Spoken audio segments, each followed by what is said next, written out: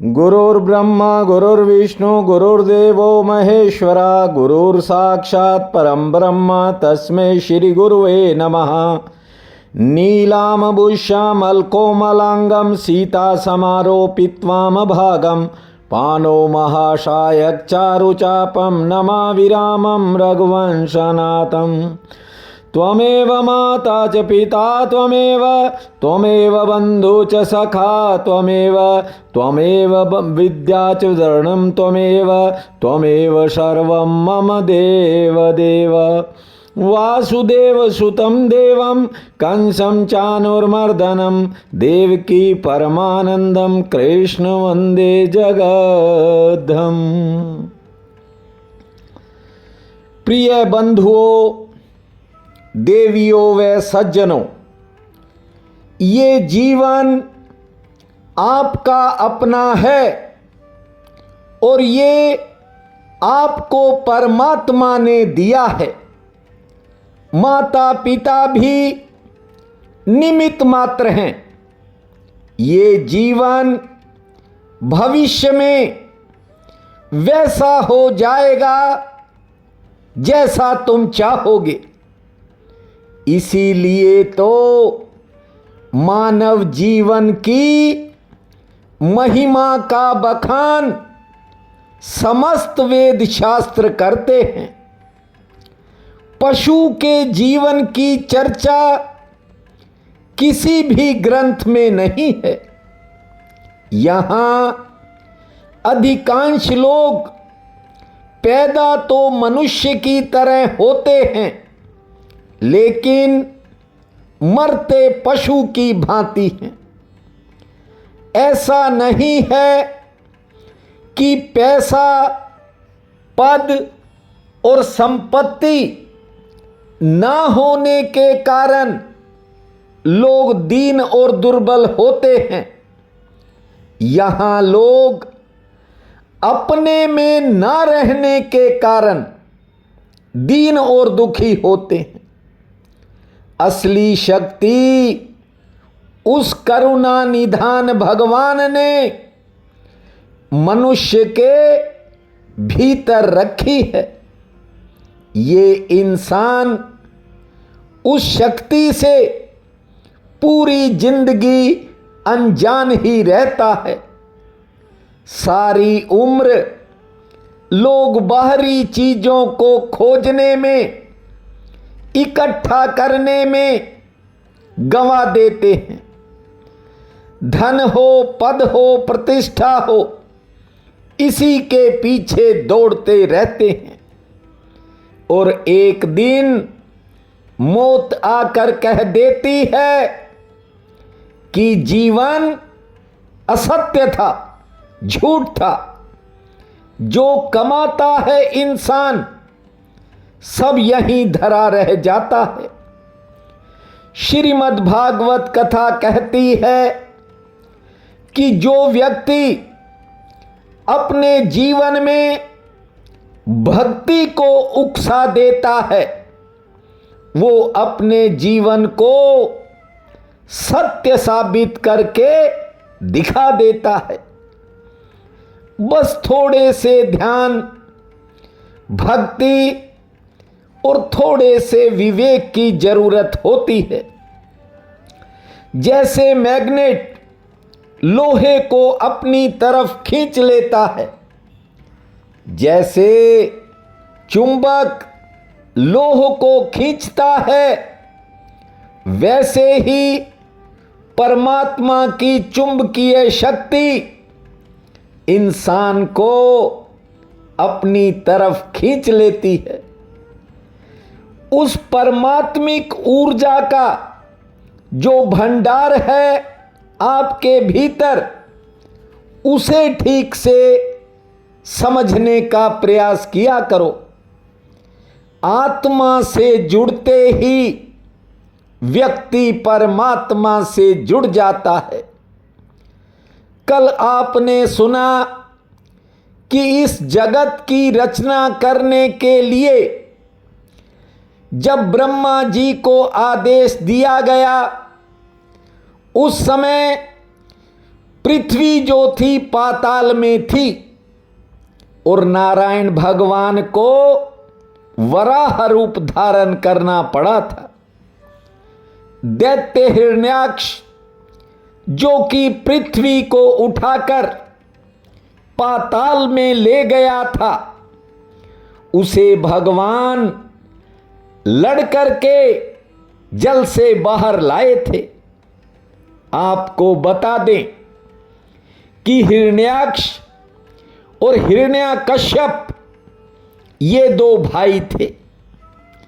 एक का नाम हिरण्याक्ष था और दूसरे का नाम हिरण्यकश्यप था। ये अपने पूर्व जन्म में भगवान के पार्षद थे। उस समय इनका नाम जय और विजय था। एक बार सनकादिक ऋषि भगवान से मिलने आए थे। तब इन दोनों पार्षदों ने सनकादिक ऋषियों को न केवल भगवान से मिलने के लिए रोक दिया था, बल्कि इन दोनों ने उनके साथ कुछ दुर्व्यवहार भी किया था। और इसीलिए सनकादिक ऋषियों ने दोनों को श्राप दे दिया कि तुम्हें 3 जन्मों में राक्षस बनना पड़ेगा। जब दोनों ने श्राप की पीड़ा को अनुभव किया तो चरणों में गिरकर माफी मांगने लगे। किंतु ऋषियों ने कहा कि श्राप का प्रभाव तो तुम्हें झेलना ही पड़ेगा, लेकिन अब यदि तुम हमारी शरण में आए हो, इसलिए हम तुम्हें आशीर्वाद देते हैं कि 3 जन्मों में तुम्हारा उद्धार करने के लिए भगवान को अवतार लेना पड़ेगा। ध्यान दीजिए, भगवान के पार्षद जय और विजय अपने पहले जन्म में तो हिरण्याक्ष और हिरण्यकश्यप बनते हैं। ये दूसरे जन्म में रावण और कुंभकर्ण बनते हैं और तीसरे जन्म में शिशुपाल और दंतवक्र बनते हैं।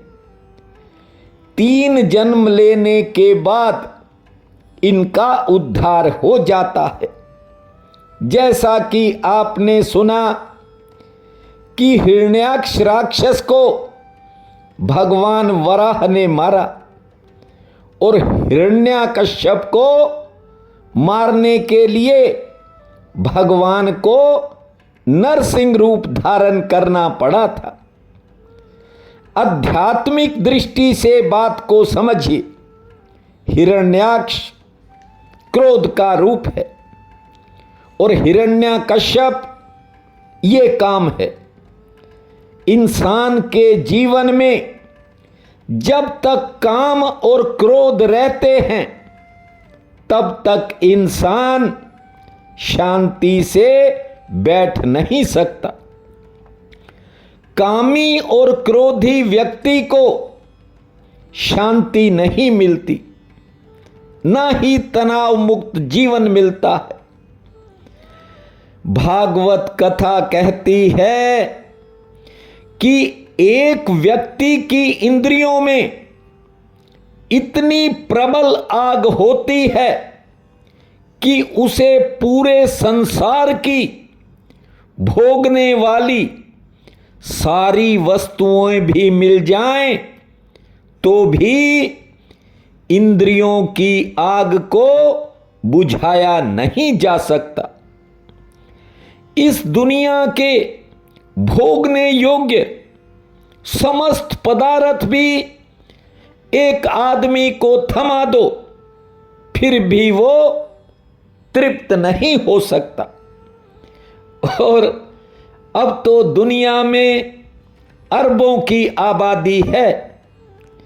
जब संसार के सारे पदार्थ एक आदमी को तृप्त नहीं कर सकते तो ये अरबों लोग हैं, कैसे तृप्त हो सकते हैं? थोड़ा विचार किया कर, कल्पना करके देखो। और यदि कोई इंद्रियों से परे हटकर अपने भीतर भक्ति को उकसा दे और श्री हरि की शरण पकड़ ले तो जन्मों जन्मों तक तृप्त रह सकता है।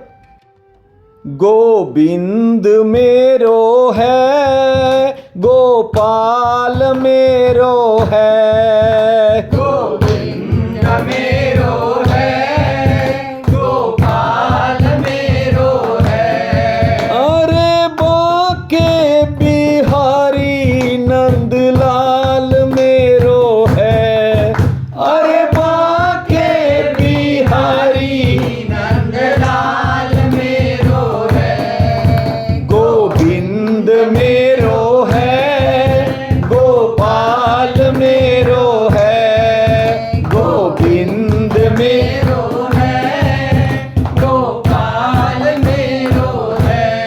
अरे बाके बिहारी नंदलाल मेरो है, गोविंद मेरो है, गोपाल मेरो है।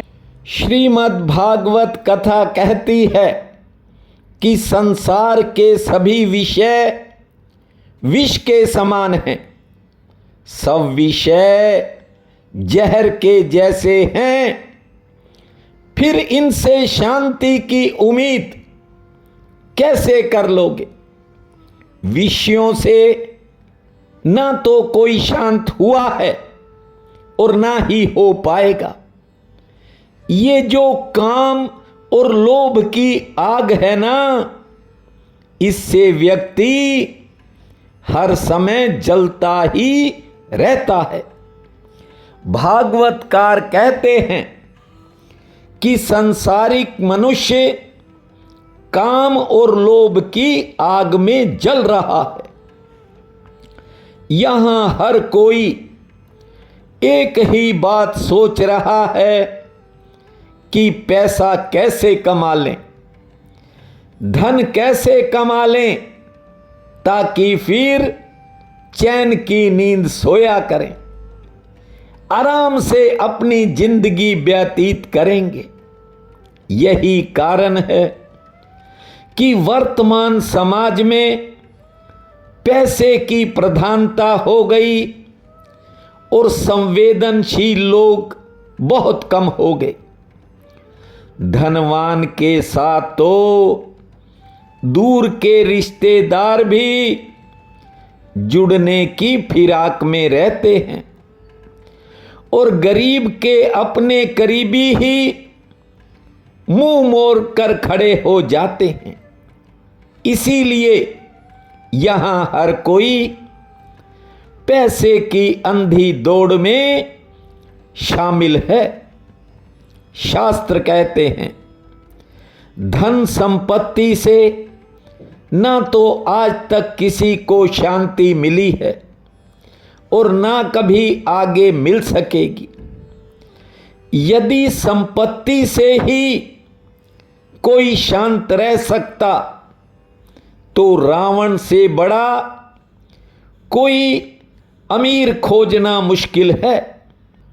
ये बात मैं इसलिए कह रहा हूं कि सोना सर्वाधिक महंगी धातुओं में से एक है। पुरुषों की अपेक्षा स्त्रियों को अधिक प्रिय है स्वर्ण, सोना। जरा सोचिए, रावण का तो महल ही सोने से बना था। उसकी नगरी लंका को सोने की नगरी के नाम से जाना जाता था। जिस महल का मालिक इतने सोने का मालिक हो, जरा सोचिए। महल सोने का है, उसके पास कितना सोना होगा। यदि संपत्ति और सोने से ही शांति मिलती तो सोचो रावण कितना शांत होता। लेकिन रावण जैसा अशांत शायद ही इस दुनिया में कोई दूसरा होगा। आज तक रावण का पुतला जलाया जा रहा है। विवाह से पहले आदमी सोचता है कि सुंदर पत्नी मिल गई तो शांति मिल जाएगी, आनंद हो जाएगा। यह भी गलत है। रावण के पास हजारों रानियां थी, एक से एक अति सुंदर। वाल्मीकि रामायण में लिखा है, ध्यान देना, जब हनुमान जी माता सीता की सुधि लेने लंका नगरी में पहुंचे थे तो वे हर महल के कोने कोने में जाकर मां सीता को ढूंढ रहे थे। अचानक उनकी नजर उस शयन कक्ष की तरफ गई जहां रावण अपनी सबसे प्रिय रानी मंदोदरी के पास सोया हुआ था। जानते हो, एक बार तो मंदोदरी को देखकर हनुमान जी के मन में ये भ्रम हो गया था कि कहीं ये ही तो सीता जी नहीं है। कहने का मतलब ये है कि मंदोदरी इतनी सुंदर थी कि उसे देखकर हनुमान जी के मन में ये प्रश्न उठ गया कि कहीं ये राम की सिया तो नहीं। रावण ने तो मंदोदरी जैसी हजारों नारियां प्राप्त कर रखी थी, लेकिन जब उसने अपनी बहन शूर्पणखा के मुख से सीता जी की सुंदरता के बारे में सुना, उसी समय मां सीता का अपहरण करने को तैयार हो गया था। और दूसरी तरफ यदि बेटे के होने से ही शांति मिलती होती तो रावण के तो अनगिनत पुत्र थे। वाणी में लिखा है कि 1 लख पूत 1.25 लख नाती, ता रावण घर दिया ना बाती। कहने का अर्थ ये है कि रावण के 1 लाख बेटे और 1.25 लाख पोते थे। कथा कहती है भौतिक पदार्थों से ही सुख शांति मिलती होती तो रावण इस जगत का सबसे ज्यादा शांत इंसान होता, सबसे ज्यादा सुखी होता। लेकिन नहीं, रावण तो हर समय तनाव में रहता था। उससे अशांत व्यक्ति दुनिया में कोई दूसरा हो ही नहीं सकता था। जानते हो, रावण ने अपने अहंकार की रक्षा के लिए पूरे परिवार को मरवा दिया। यहां लोग बिना मतलब की ईगो पाल कर बैठे हैं, बेकार की जिदें करके बैठ जाते हैं। ये सब इस भौतिकवादी युग की देन है। मेरा अनुभव कहता है कि लाखों घर ईगो के कारण बिखर गए, टूट गए, रिश्ते तार तार हो गए। झूठे अहंकार के कारण खून के रिश्ते बदल गए। अपनी जिद के कारण कुछ लोगों ने स्वयं के परिवार का ही नाश कर लिया। इसलिए कथा कहती है कि सपनों को अपना मत समझो। जो अपना है हर जन्म में आपका है, बस उसका भजन किया करो। गोविंद मेरो है, गोपाल मेरो है। गोविंद मेरो है, गोपाल मेरो है। अरे बाके बिहारी नंदलाल मेरो है। अरे बाके बिहारी नंदलाल मेरो है। गोविंद मेरो है, गोपाल मेरो है। गोविंद मेरो मेरो है, गोपाल मेरो है। अरे बाके बिहारी नंदलाल मेरो है, गोविंद मेरो है, गोपाल मेरो है। रावण का शासन ऐसा था कि बकरी और शेर एक ही घाट पर पानी पीते थे। चारों वेदों का ज्ञाता था। रावण जो था उसे प्रकांड पंडित मानते थे, किंतु अपने जिद को सुरक्षित रखने के लिए रावण ने पूरी लंका नगरी को ही आग लगवा दी थी। परिणाम क्या हुआ जानते हो? जब रावण मरा तो उसे कोई जलाने वाला तक नहीं बचा था। रावण की मृत्यु पर सबसे पहला प्रश्न ही वहां ये उठा था कि रावण की चिता को अग्नि कौन देगा। रावण जब समाप्त हुआ तो उसके परिवार में तो कोई बचा ही नहीं था। जानते हो रावण को मुखाग्नि किसने दी? रावण की चिता को आग उसने लगाई जो रावण की सोने की लंका को ठुकरा कर प्रभु श्री राम की शरण में आ गया था। राम राम भूमा, श्री राम नाम भूमा। ये था विभीषण, रावण का छोटा भाई था।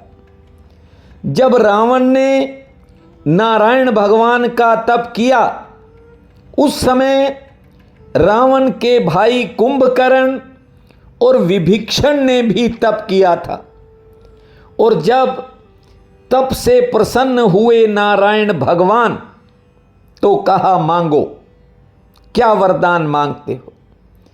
तब रावण ने तो शक्ति से जुड़े वरदान मांगे से ताकि मेरी ताकत बढ़ जाए। और कुंभकर्ण ने नींद मांगी थी। इसी कारण ये कुंभकर्ण 6 महीने सोया ही रहता था। केवल एक विभीषण था, उसने प्रभु चरणों की भक्ति मांगी थी, इसीलिए उसे प्रभु का साथ भी मिला और बाद में लंका का राज भी मिला। इसलिए कहता हूं कि जब कभी मांगो तो परमात्मा से इतना ही मांगो कि तेरे चरणों की प्रीति बने, तेरी भक्ति मुझे प्राप्त हो। यदि वह मिल गई तो फिर सब कुछ मिल गया। किंतु यहां लोग ठाकुर से कुछ और ही मांग रहे हैं।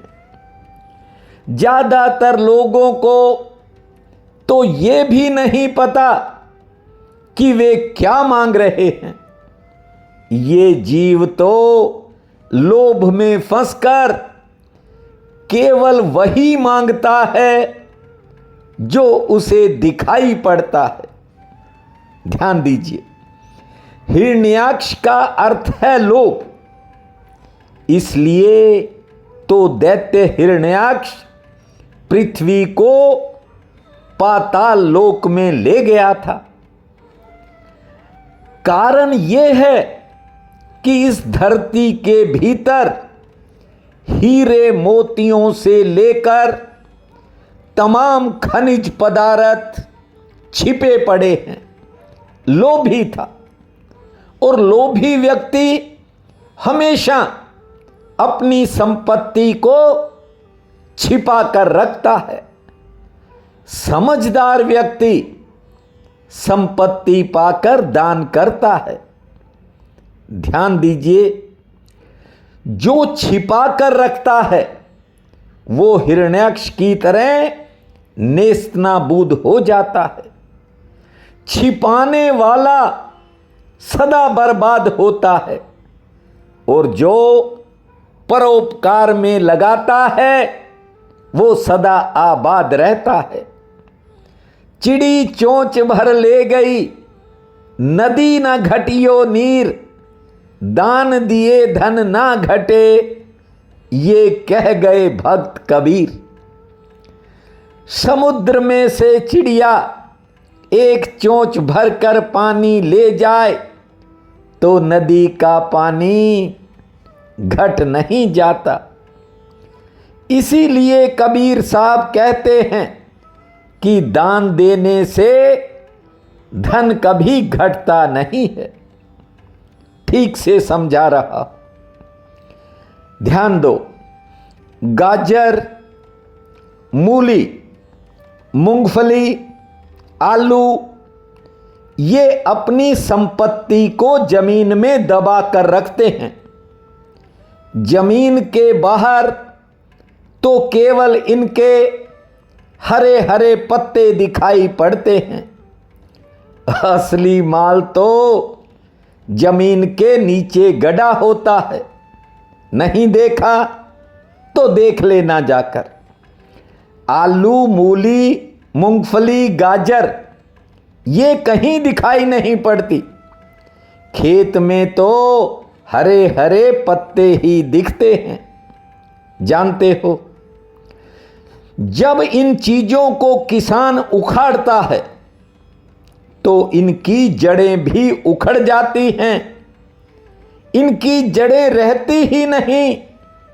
दूसरी तरफ सेब, संतरा, आम, अमरूद, नाशपाती, ये सब फल जो हैं अपना बाहर रखते हैं। ये लोगों को कहते हैं, ले लो भाई, हमें भगवान ने दिया है, इसलिए हम आपके काम आ रहे हैं। लोग भले डंडे मारने की कोशिश करें या वृक्ष पर पत्थर मारें, वृक्ष का काम है फल को छोड़ना। इसलिए वृक्ष कभी नष्ट नहीं होते, क्योंकि वृक्ष दान की भाषा समझता है। अगले ही वर्ष बांटने के लिए उसे और ज्यादा फल मिल जाते हैं। कबीर जी ने बहुत सोचकर कहा कि देने से दान घट नहीं सकता, धन घट नहीं सकता। वृक्ष जितने फल बांटता है अगले वर्ष उसे कई गुना बढ़ाकर भगवान देता है। वो करुणा निधान 1 साल बाद कई गुना फल से वृक्ष को लाद देता है। अब देखिए, हिरण्याक्ष ने पृथ्वी को जल में छिपा कर रखा, इसलिए एक दिन स्वयं ही नष्ट हो गया। लोभ गले का फंदा है और काम जलती हुई अग्नि है, और क्रोध अंधेरी रात के समान है। आपको बता दूं, ये नरक के 3 द्वार हैं, काम, क्रोध और लोभ। और ये तीनों दोष ही आत्मा का नाश करने में सहायक बनते हैं। इंसान को जब क्रोध आता है उस वक्त उसकी बुद्धि तो नष्ट हो जाती है, व्यक्ति पागल हो जाता है। जैसे अंधेरे में चल रहा आदमी तरह तरह की ठोकरें खाता है, वैसे ही क्रोध में व्यक्ति कुछ भी बोल जाता है। और काम ये ऐसा बाण है जिसके भी हृदय में लग जाए उसको ये बड़ी से बड़ी पीड़ा देता है। सालों से आप सुनते हो, इसलिए आपसे कहता हूं, काम, क्रोध, लोभ ये तीनों नरक के द्वार हैं। इनसे बचना है तो राम का सहारा ले लिया करो। मेरे श्री कृष्ण हरे मुरारी का सहारा ले लिया करो। श्री कृष्ण गोविंद हरे मुरारी, हे नाथ नारायण वासुदेवा। श्री कृष्ण गोविंद हरे मुरारी, हे नाथ नारायण वासुदेवा। हे नाथ नारायण वासुदेवा, हे नाथ नारायण वासुदेवा। श्री कृष्ण गोविंद हरे मुरारी, हे नाथ नारायण वासुदेवा। ज्यादा क्रोध जिसे आता है, जानते हो किसे आता है? जिसके हृदय में ज्यादा कामनाएं होती हैं, जिसके मन में ज्यादा लोभ होता है, उसको क्रोध ज्यादा आता है। क्रोध तब आता है जब हमारी कोई इच्छा पूरी नहीं होती। जब इंसान की इच्छा में कोई विघ्न या बाधा पड़ती है तो काम से क्रोध पैदा हो जाता है। नारी नयन शर जाहि न लागा, भोर क्रोध जो निश जो जागा। लोभ पास जिन गरण बंधाया, सो नर तम समान रघुराया। ये दोष जिसे नहीं घेरते वो इंसान रघुनंदन के समान होता है। ठीक से समझ लो, जब कोई ज्यादा धन भी कमा लेता है तो उसके भीतर क्रोध बढ़ जाता है। कामात क्रोधो भी जायते। ध्यान से समझने का प्रयास कीजिए। काम से ही क्रोध पैदा होता है और जिसे बात बात पर क्रोध आता है उसकी बुद्धि भ्रष्ट हो जाती है और ऐसा व्यक्ति तरह तरह की बीमारियों का शिकार भी बन जाता है। ये ज्यादातर बीमारियां चिंता के कारण पैदा होती हैं और चिंता ऐसी चीज है, ऐसी बीमारी है जो व्यक्ति को भीतर ही भीतर खाती रहती है। मेरे पिताश्री कहते थे, चिंता है चिता के समान, घुन के समान लग जाती है। मुर्दे को चिता जलाती है, चिंता जीते को खाती है। बात की गहराई को समझा करो। गुरु नानक देव जी कहते हैं कि बड़े बड़े जे दिखे लोग, तिनका चिंता व्यापे रोग। कुछ लोग तुम्हें दूर से ऐसे लगता होगा कि ये बड़े आदमी हैं, लेकिन गुरु नानक देव कहते हैं ये दूर से दिखते हैं, इनके भीतर कितनी चिंता है और उस चिंताओं से कैसे कैसे रोग हैं वो तुम्हें दिखाई नहीं पड़ते। पता नहीं ये बड़े लोग कैसी कैसी चिंताओं और रोगों से जूझते हैं।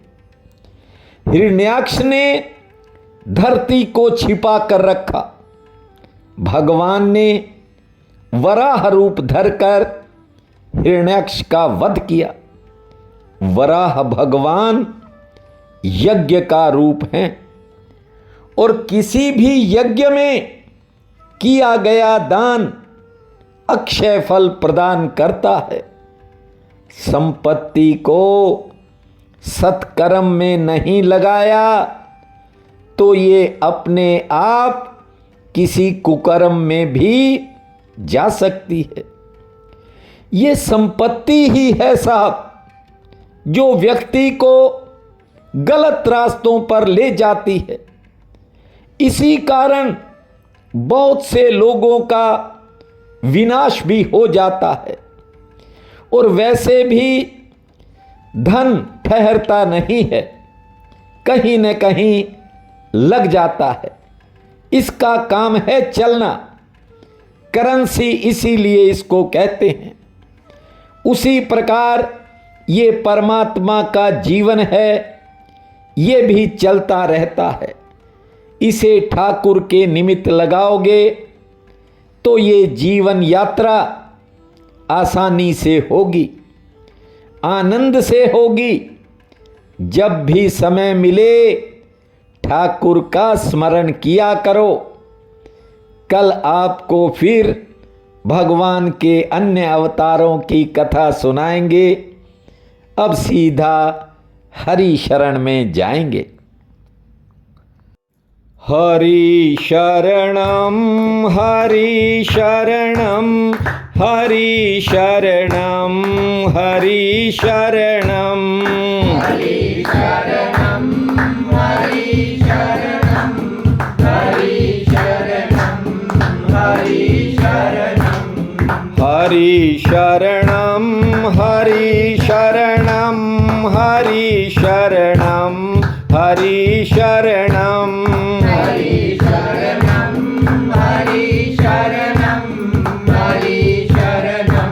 हरि शरणं हरि शरणम हरि शरणम हरि शरणम हरि शरणम हरि